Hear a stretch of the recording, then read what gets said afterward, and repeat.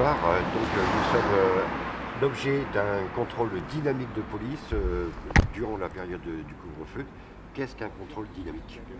Alors c'est un contrôle en véhicule de police, en circulation dans les rues donc actuellement de Laon.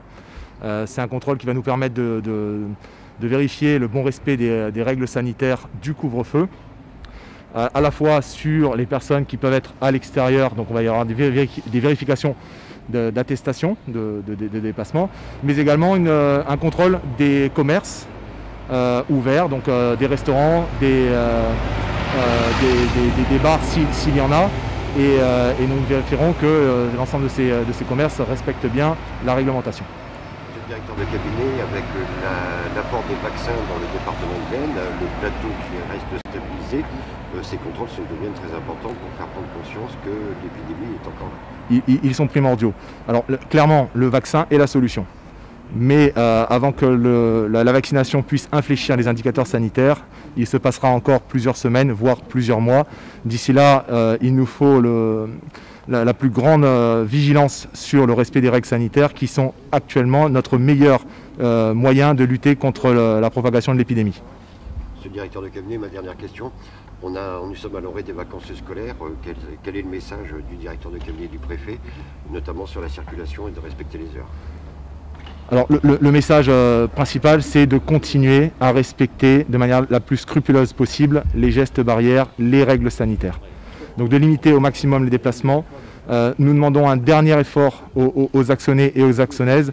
Nous voyons la fin de cette crise avec la vaccination, mais d'ici à la sortie définitive de la crise, il faut vraiment maintenir un haut niveau de vigilance sur le respect des mesures sanitaires. Merci monsieur Jérôme Mallet. Donc je vous rappelle que vous êtes le directeur de cabinet du préfet de l'Aisne et sous-préfet. Merci beaucoup. Ici, c'est les services municipaux qui vont gérer.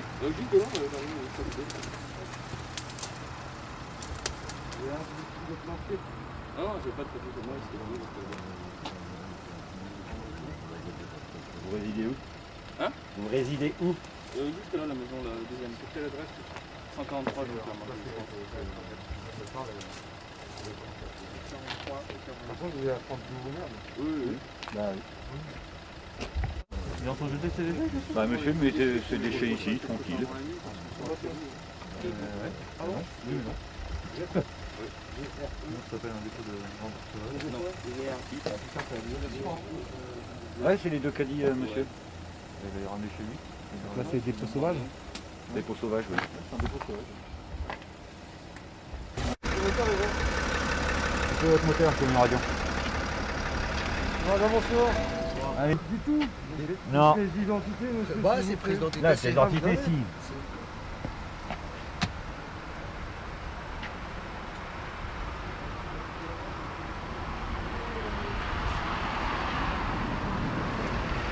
Mais bon, vous savez très bien que quand vous sortez après 18 h, il vous faut une attestation. Et le port du masque aussi.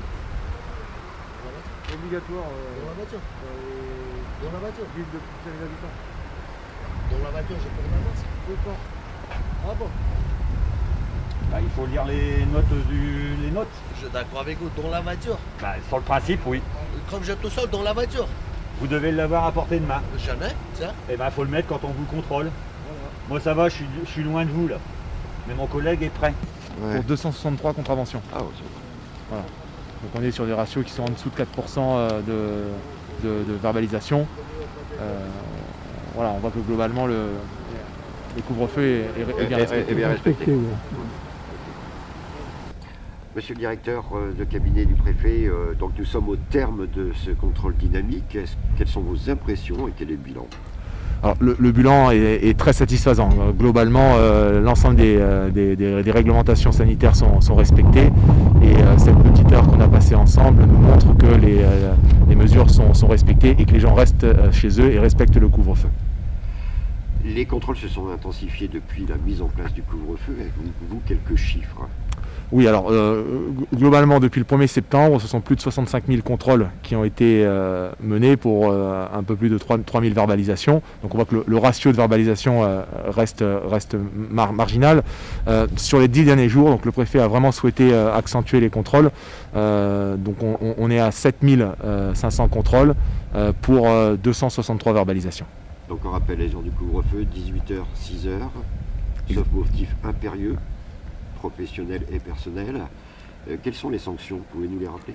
Alors c'est un procès verbal de 135 € par infraction commise. Jérôme Berlet, merci de nous avoir accompagnés pendant ce contrôle dynamique. Merci à vous.